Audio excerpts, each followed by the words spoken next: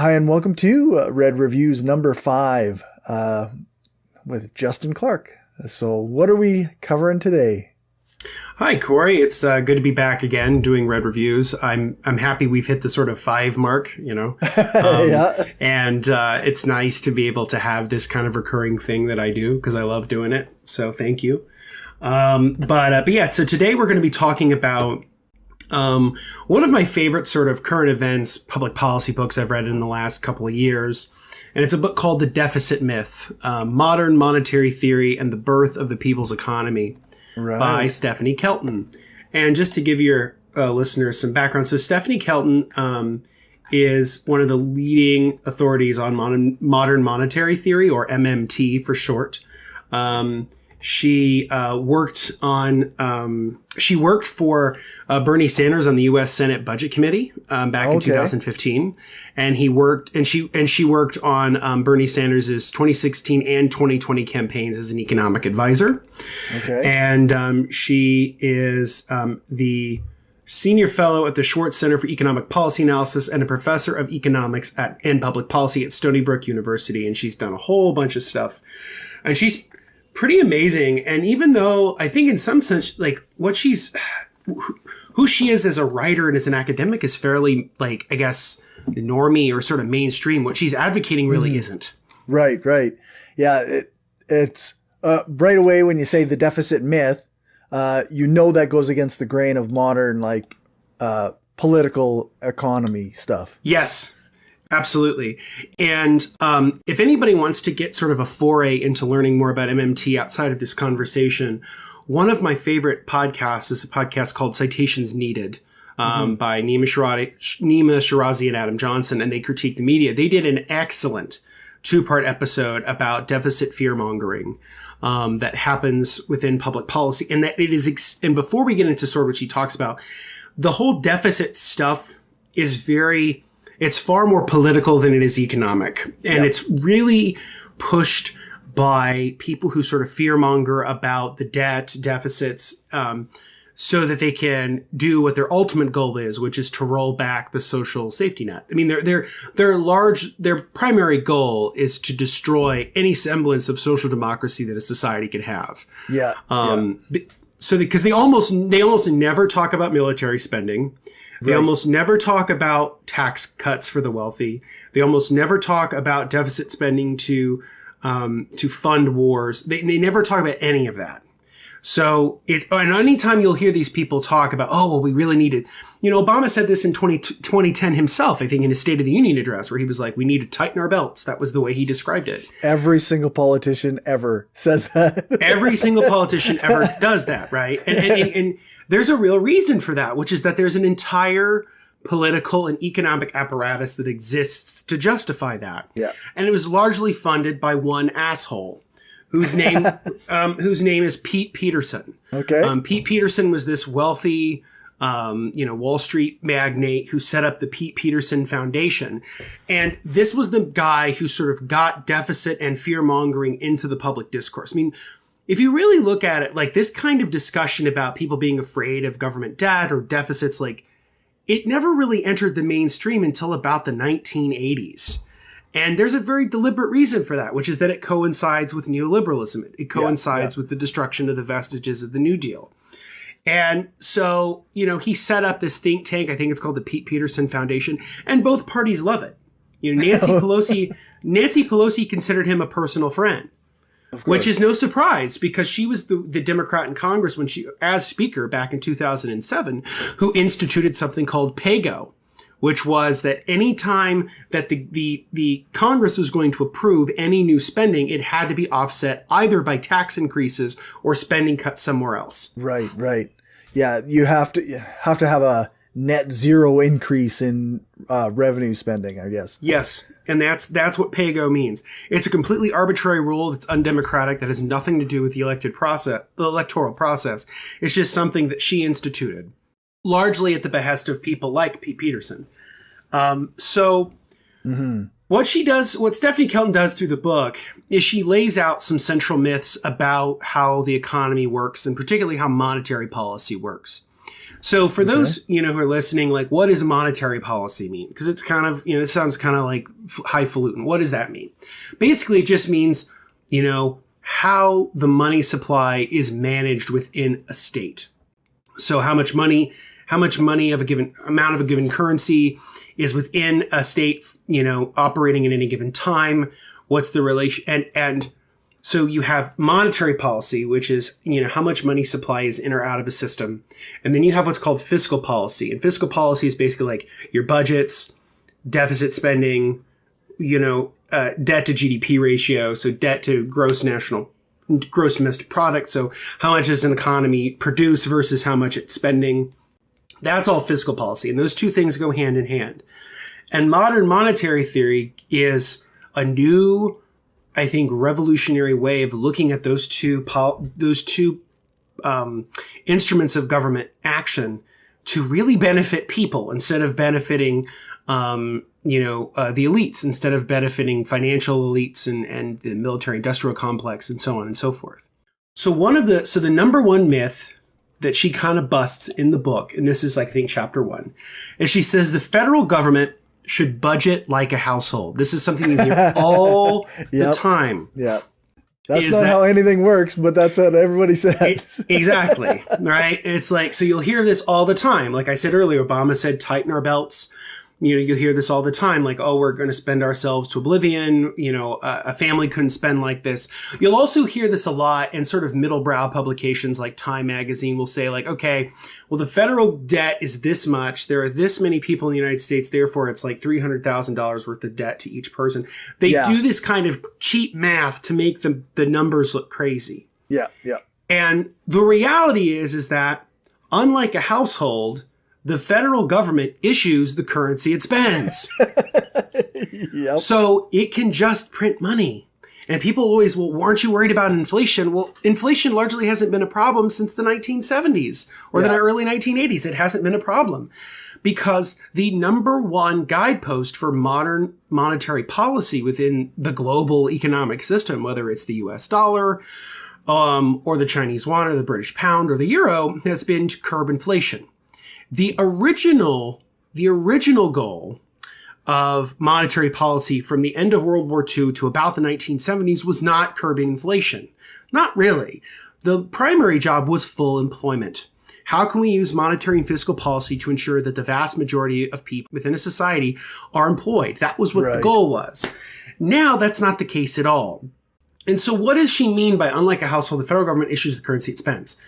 So when you are a household and you get a certain amount of dollars in, those are the only dollars you're getting in, right? Yeah. Because you can't magically make more. You can't magically make more money. The federal government can. Yeah. And so this is one of the things I think that's really important when you're talking about the way the federal government actually works. So the traditional way of thinking about how the federal government works, whether it's the United States, Canada is the same way, is that people pay their taxes, and the government gets that as like a lump sum, and then they spend the money. Right. That's what people think. That's what people think because, quite frankly, that's what most people's instincts are. They get income, then they have expenses. That's logical for a household, right? I don't mean to laugh at it because... No, it's fine. That is what people think, and that is an instinct, like it is an intuitive idea, but I've been exposed to enough stuff now that it's like, I realize how absurd it is and how much it's been forced down our throats to believe it. So I don't mean to laugh at people who believe this. I just mean that it is a ridiculous idea. Because I'm going to be honest with you, like for a long time, I believed that. And quite frankly, there are still pockets of the left who still believe this. Yeah. Who still worry about deficits, who still worry about debt. Like I don't because I know this stuff now. Right. Yeah. So let's unpack what she writes about and how the federal government actually works. It's actually completely the other way around. What happens is the federal government spends the money, then they receive money from the public via taxes. And it doesn't really pay for the services. That's not really the goal. No. The goal is to take enough money out of the economy via taxes to ensure that there isn't inflation. Like that's the goal, is to make sure that the economy doesn't get too hot and you pull that money out to balance it out. That's how it actually works. With that in mind, governments can run deficits all the time. And the United States has run a deficit for most of its existence. And in fact, if you go back to the founding of the fucking country, one of the leaders of deficit spending, the kind of father of some would say a founding father of modern, like, sort of fiscal policy where you have deficits and debt, was Alexander Hamilton. Okay, yeah. You know? And no, I'm not talking about the shit lib cringe musical. I'm talking about the guy. Right. So, you know, so with Hamilton, he actually talked about a well-regulated national debt can be a blessing. What did he mean by that?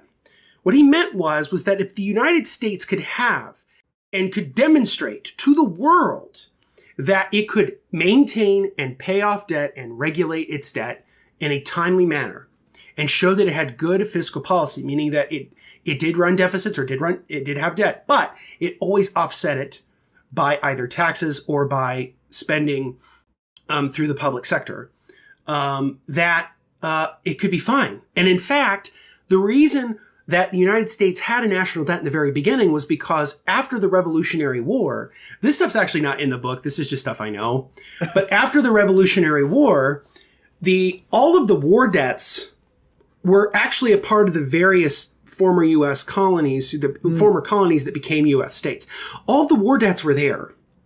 And what Alexander Hamilton wanted to do was he wanted the federal government to assume all of those debts in order for in order to create a national debt, to show essentially to the world that, hey, we can take on monetary policy in a substantive way as a state.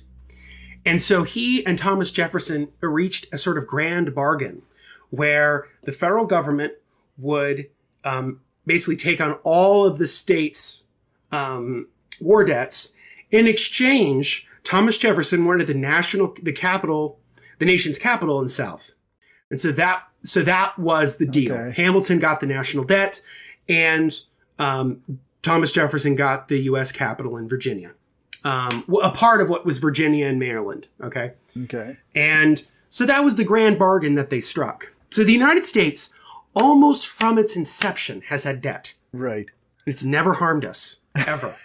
The other thing that's really important to understand is it's built into the U.S. Constitution itself. I can't speak for Canada, but I can speak for the United States. That the United States, the currency of the United States, will always be called what it's called backed by the full faith and credit of the United States. So as long as the federal government maintains its promises to current spending, it can never go insolvent because they issue their own currency and because it's backed by the full faith and credit of the U.S. government. You cannot, a government really can't go in default if it's a national government that issues its own currency. Yeah. A state government can go insolvent. Sure. A city government can go insolvent because they don't make their own money. Yeah. They ultimately are answerable to the federal government, right? When it comes to the debt or whatever. Exactly. And so that's the thing that's really important, is that the way the federal government actually works is they spend the money, they collect enough in taxes to make sure that the system still works and that there isn't too much inflation. That's it. And it's that simple. So that's myth number one. Myth number two is a corollary to that, which is deficits are evidence of overspending. Reality is that for evidence of overspending, look to inflation. This goes back to what I just said earlier. Right. If you have a society that has way too much inflation, what's actually happening is that there's way too much overspending by a government without offsetting it in taxes. And so, people always bring up Weimar Germany, like before the Third Reich in the 1920s, right? Oh my God, hyperinflation. The reason they had hyperinflation was because they had to start incurring World War I debts.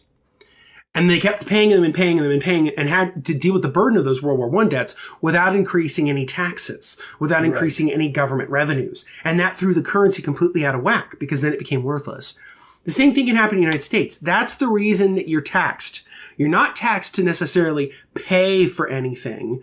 You're taxed to make sure that the spending that the government does not overheat the economy and create inflation. That's why you're taxed, is it pulls money out of the system that has already been spent by the federal government. Which sort of brings up the question of, well, then why aren't they taxing the super rich more? Right? Yep. Because that would offset that spending quite nicely without harming. Right. And we've just seen in the last couple of weeks since we last recorded this incredible ProPublica report where it showed that the wealthiest Americans pay almost little to nothing in taxes. In one tax filing year, Warren Buffett, the financial magnate and owner of Dairy Queen, which most people don't know, that Berkshire Hathaway, his holding company, owns Dairy Queen. Okay. Which is why I guess like a few years ago they did an ad where he's in it. And I didn't even know that. Why is Warren Buffett in an ad for Dairy Queen? And I have to tell people it's because he owns Dairy Queen. Right. So Warren Buffett, who always said that like my secretary pays a higher tax rate than I do, which is true. Yeah. Because one year he paid 1/10 of 1%, 0.10%. Yeah. The highest year for any of these tax filings, because ProPublica got these all in a mass. And it's been funny to watch the political class bitch about this because their first issue, a lot of them is not, hey man, why aren't these billionaires paying taxes? Their actual issue is who leaked this and how do we get them? Yeah, that's right. It's, and if they're like that, then you deserve a specific place in hell for having even remotely that thought. But that's Washington brain for you. But anyway, so these people pay almost nothing in taxes, which is why the deficits look so bad, because they don't pay anything. Now, here's the thing. Could the federal government handle it? Yes, it could. And it has. But there are consequences to that, right? So there are real consequences. And this is something she talks about later in the book, where she has a chapter called the deficits that actually matter, where she talks about how the real reason we would want to tax the rich is not so much because we need the revenue from them, because no, the federal government can spend what it spends and then take it in taxes to offset inflation. What it really does is it ensures that the spending that does exist is spending that's bad. So instead of spending, how much would universal college in this country cost per year?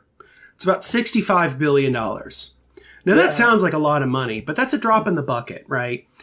I think there was 1 year recently where the federal government's increase in the discretionary defense budget was $80 billion. And they will approve to that like that. No one cares. No one complains. They just do it. Yeah. Whereas if somebody wants to spend $65 billion a year, again, $15 billion less than just the increase of the federal defense spending budget, which is almost $800 billion, right? Right. Then everybody gets pissy. And so that's what she talks about when she's mentioning the deficits that matter, is that like when we don't have these rich people paying higher taxes, when we're not, it basically means we can't spend money on roads. We can't spend money on other infrastructure. We can't work on climate change. We can't work on education. We can't work on housing. We can't work on public health. We can't do any of that because the political elite won't allow it. And the sort of entitled 1% don't pay really any taxes. So the overlays don't, the deficits really only service empire and the wealthy. They don't really service anybody else. Right. So there's that. So myth number 3 is one way or another, we're all on the hook. And the reality is, right? And you hear this shit all the time. That's the same thing as, well, my children are going to have to pay for this in the future, right? That's the same myth. And it's dumb. It's a bad metaphor. The reality is the national debt poses no financial burden whatsoever. Yeah, exactly. So she talks about how, because the U.S. currency is backed by the full faith and credit of the United States, there is no absolute need for any individual person to feel like they're burdened by the national debt. Right. And to really call it the national debt is a bit of a misnomer. And that gets into into myth number 4, which is that government deficits crowd out private investment and make us poorer. The reality is that fiscal deficits increase our wealth and collective savings. So what does that deficit mean, right? If a government has a deficit. So let's say the federal government spends $3 trillion Right. But they only take in $2 trillion worth of tax revenue. Okay. That means there's a $1 trillion deficit. And you add that over time, people call that the national debt. Right. Well, how does the federal government fund this? Well, they do it through what are called government bonds. Right. Government bonds are different from stocks in that they're not for private corporations, they're for the government. So the government issues savings bonds that people can then purchase that they will get an annual return on. So the national debt isn't really a national debt. It's more like a government bond. It's more like a government bond surplus or a government bond holdings. Right. So when people say the national debt is $20 billion, that's not really what it is. It's actually $20 billion in government bonds that people own and then constantly receive an annual return on. Because again, you have the full faith and credit of the United States. The United States will only crumble and financially will fall apart if the federal government chooses to let that happen. Right? Or there's like some kind of revolution or something like that, right? Or some coup or like whatever. But like in general, the fiscal policy will always work. And so what does she mean by fiscal deficits increase our wealth and collective savings? Well, just that. If you have all these people holding government bonds, they're all making money on them. People love government bonds. Yep. When people bitch about, oh, China owns government bonds, well, fine. Then we could change. Who gives a shit? Because here's the thing. When the government has a $1 trillion deficit, what that means effectively is that the federal government is making a conscious decision to put a $1 trillion investment into the private sector. It's making the choice to say, we're going to let society keep $1 trillion. So it's not really a debt. It's more like, it's really more like we're letting them keep the $20 trillion over the last 100 years or whatever, or the last 270 years of the existence of the United States. We're letting the $20 trillion stay in the economy, whether it's the U.S. economy or the world economy globally. So in a real sense, it, like you say, it strengthens the economy because there's more money flowing through the economy in that way. Bingo. It's just like me here is where it is kind of like an individual thing. One of the things you'll notice is that when the United States can back up its obligations, which it almost always does, like that, and the reason it can is precisely because the U.S. economy functions largely pretty well. Now, obviously, we have problems of inequality, and like we can talk about that, but on a fiscal policy notion, right? Like, the federal government can have trillions come in and can have trillions come out, and it's not a problem because the federal government and because the United States economy is so strong. Right. And so, that just means that we get to keep more money in our pockets.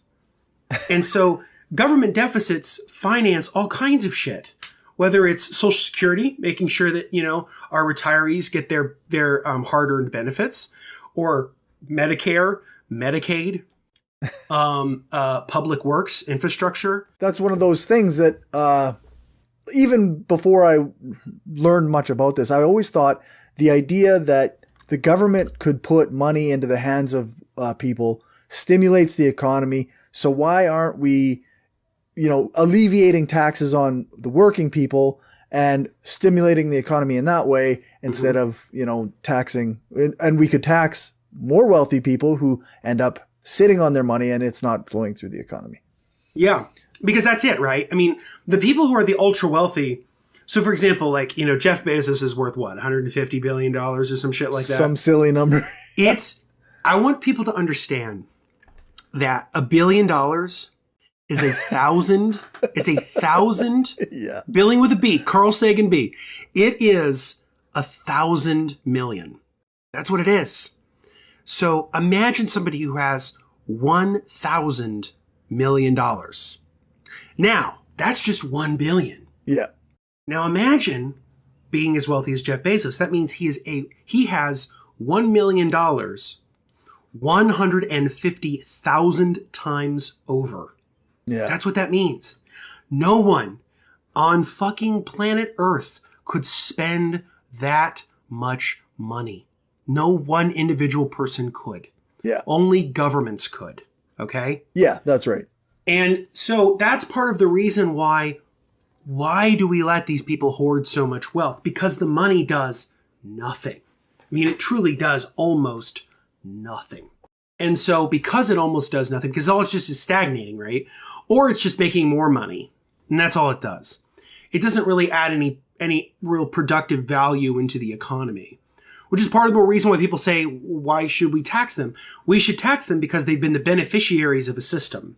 Yeah. You know, I remember when Obama ran in 2012, that was the whole thing about how, like, he said, like, you didn't build that. And it's like, true, you didn't. Right. Like, workers built this fucking country. And Fox News lost their goddamn minds. They lost their fucking minds. And that nasty woman, Michelle Malkin, wrote that book about, like, you know, about, like, we did build it and this and that and the other.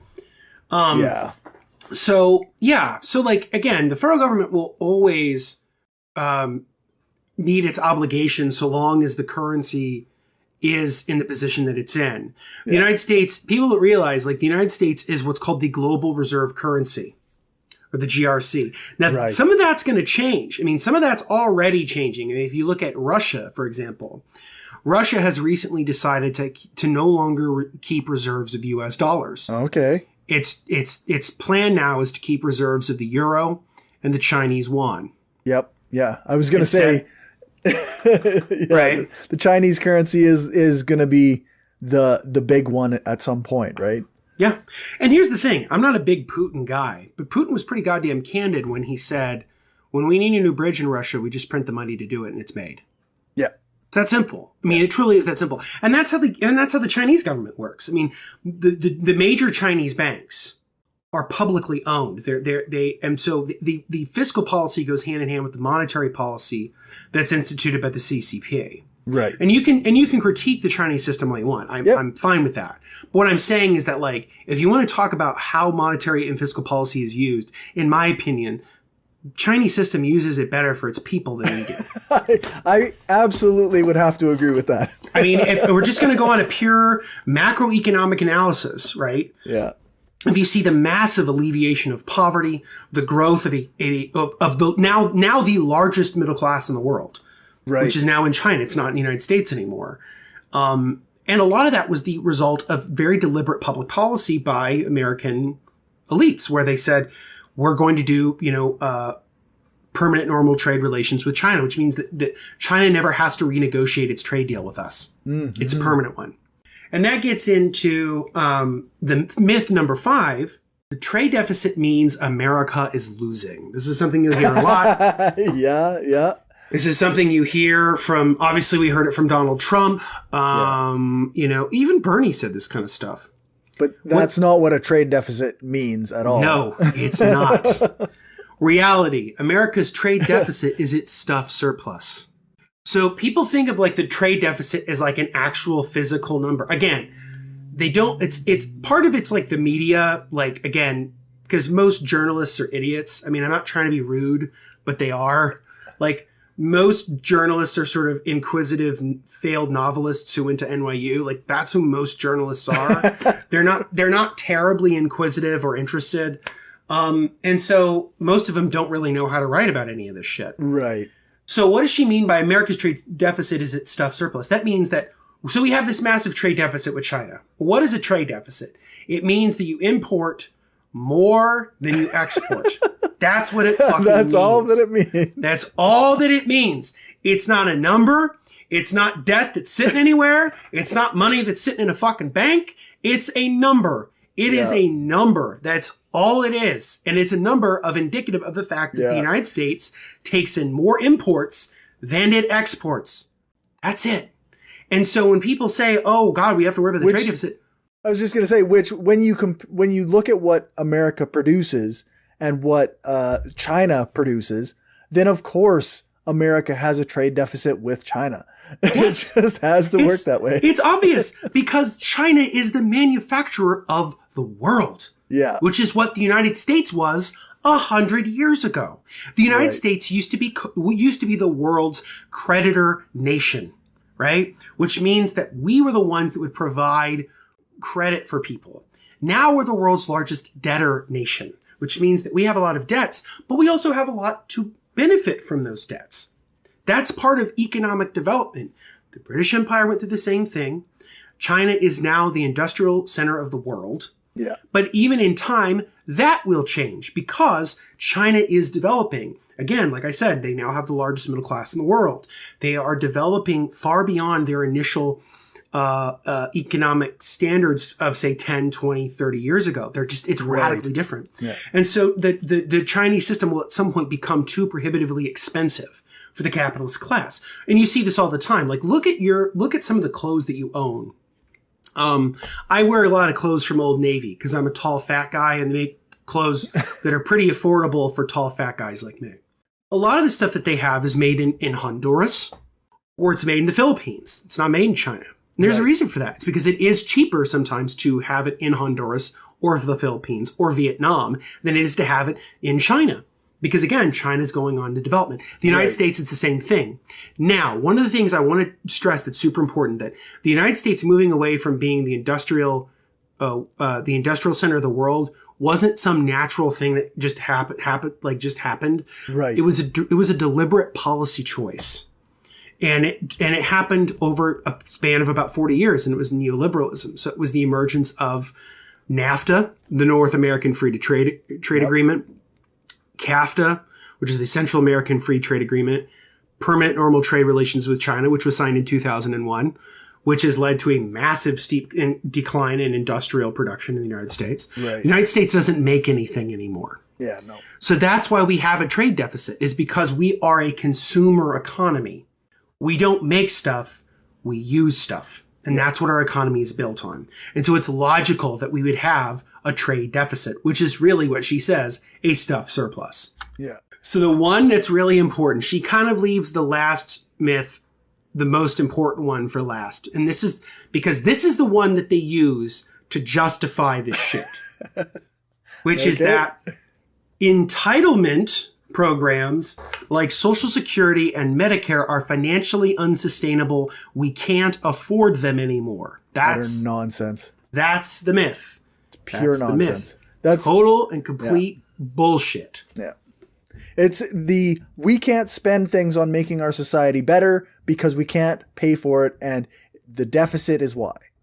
And that's what they use it to justify it, right? Yeah. But again, they never complain when it comes to military spending, when it comes to tax breaks on corporations, and when it, tax benefits for the wealthy. Yeah. Never a problem. No one ever bats an eye. And this is both parties, by the way. Yeah. And I imagine every party in Canada as well. Yeah. Like the Democratic and Republican Party. I mean, here's the thing. I can't remember exactly who said this, but there was this African socialist leader who once said, the United States is a one-party state, but in true American extravagance, it has two of them. Yeah, that sounds right. Which I think is absolutely correct. Yeah. So what is the reality here? And this is what I was saying earlier. As long as the federal government commits to making the payments, it can always afford to support these programs. What matters is our economy's long-run capacity to produce the real goods and services people will need. So as long as we have a vibrant and dynamic economy that works, right, then we can pay for these things. But that's the real problem. Yeah. The real problem is that we're having a government that is basically propping up an economic policy, which is completely unsustainable. When you have a system that is completely built on just financial manipulation and consumerism, you're going to have long-term economic problems. You're going to have employment problems. We're seeing this right now. Because of the extended unemployment benefits. This is the argument that people use. Because of the extended unemployment benefits, people don't want to go back to work. No, the real reason people don't want to go back to work is because they don't want to endure the bullshit and deal with you as an asshole boss for shit money when they could get that money from the government and not have to deal with your stupid ass. Like, that's the reason, right? Yeah. And so if you just paid people better, and here's the thing, you can, because fiscal policy will allow for it. Because when people make more money, what do? They pay more taxes. It's that simple. Pay more taxes, and then you can pull that out of the money, out of the economy, that currency out of the economy.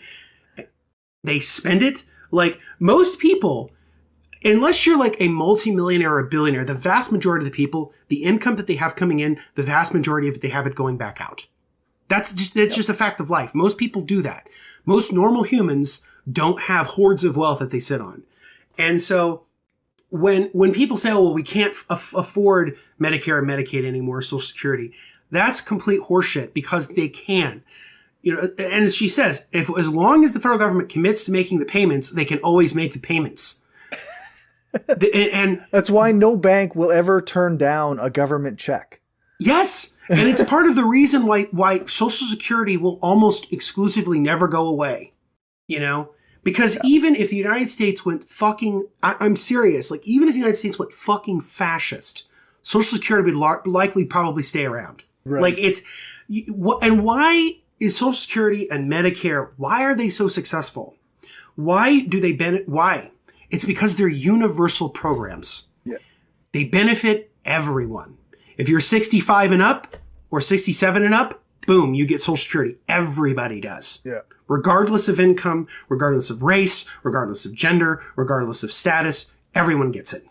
Medicare is exactly the same way. 65, boom, you're on Medicare. Everybody gets it.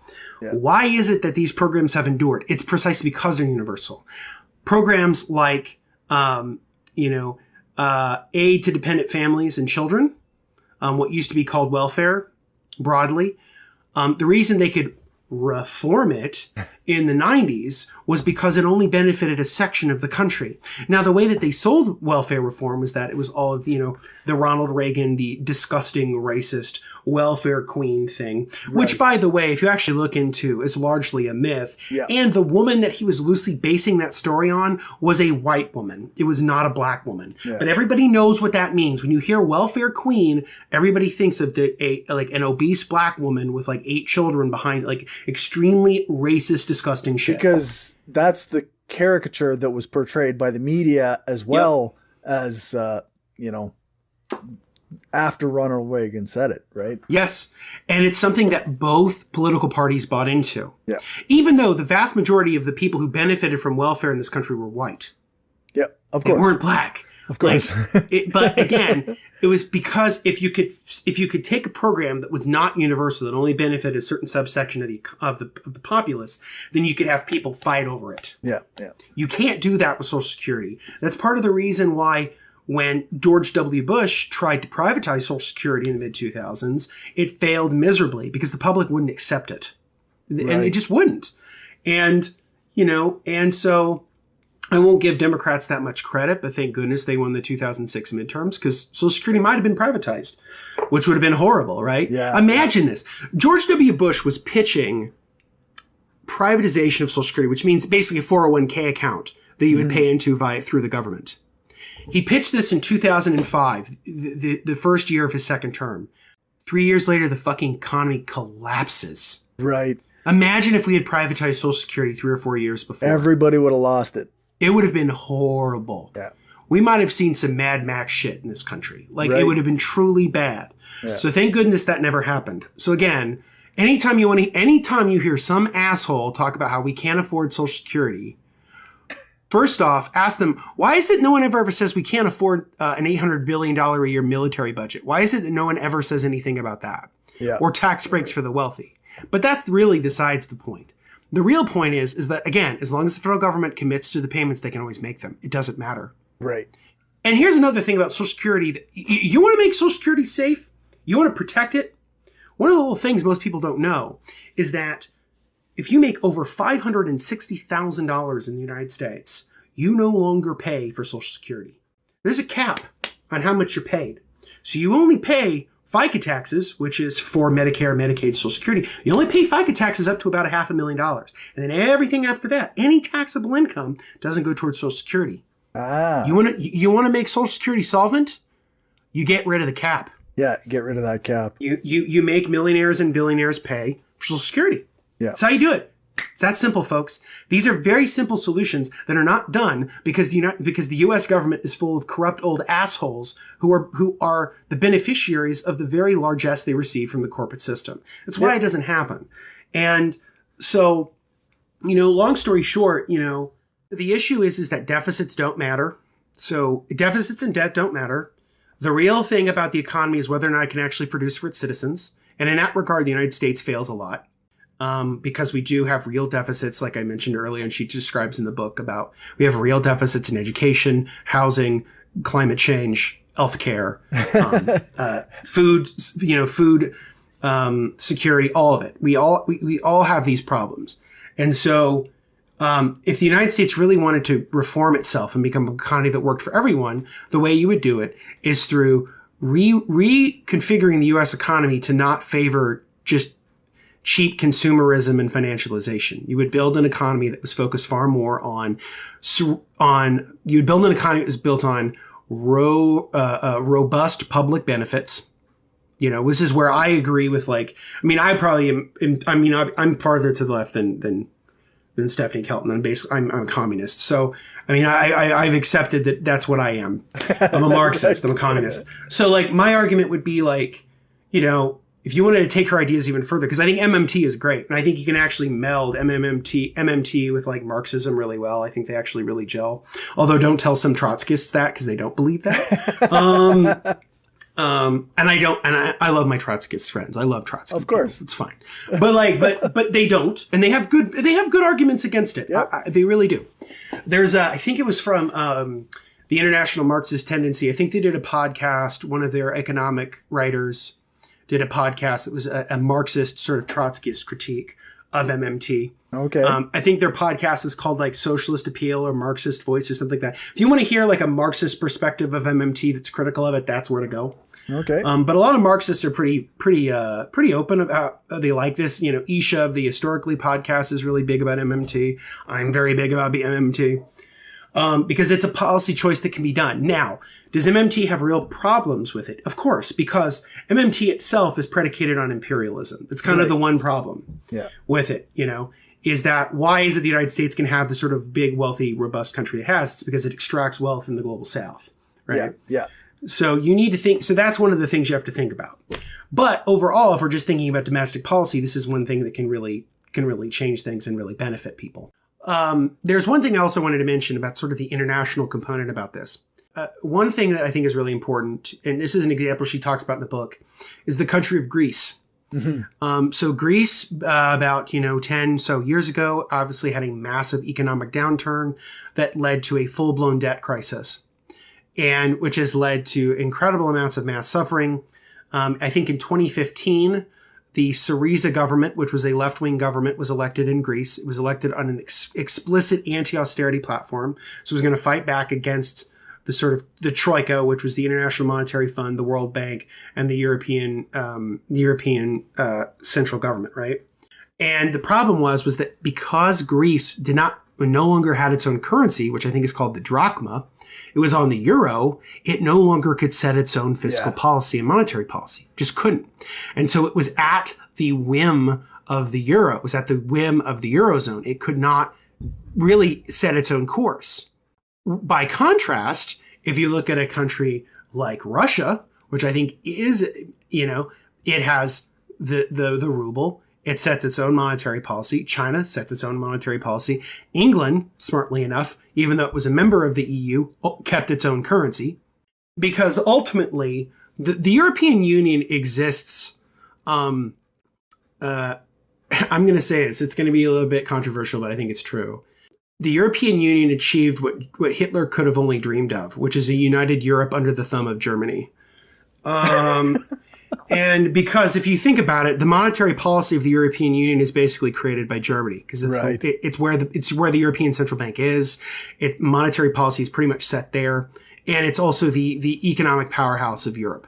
And so, whatever Germany wants, Germany gets. And so, if Germany wants brutal austerity programs in Greece, it got them, and that's exactly what happened. Yeah. Even though there was a public referendum in Greece to basically say we reject the austerity measures of the European Union and the International Monetary Fund.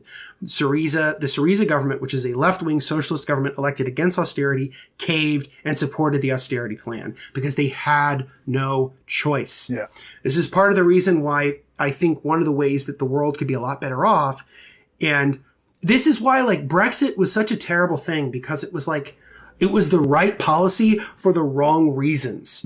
There are really good left-wing arguments for why countries should leave the European Union. Right. The European Union is a disgusting, corrupt, neoliberal shithole of a system that most people shouldn't be involved in.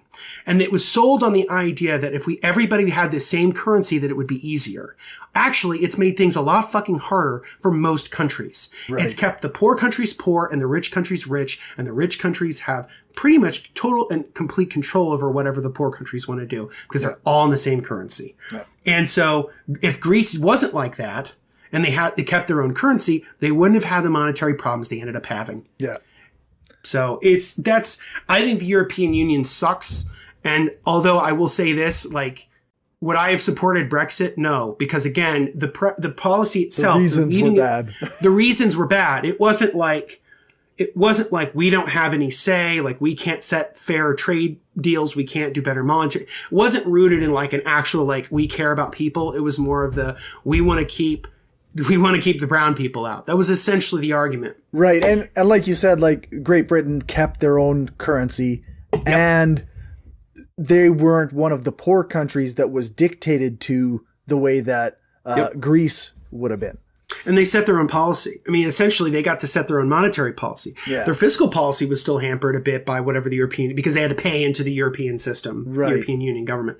They had to send representatives. They had to have that. But their monetary policy was on their own, which is exactly that's how the European Union should have been set up from the get-go. Right, yeah. Which is what it was before it became the European Union. It was the European Economic Agreement or something like that. And before then, people had their own currencies, but they were all tied together with trade routes and immigration, which is what it should be. That's what the European Union should be. You know, governments should have their own monetary policy. They shouldn't let their monetary policy be dictated to them by Germans. I guess, what were we doing? Were we doing a star rating or just a recommendation?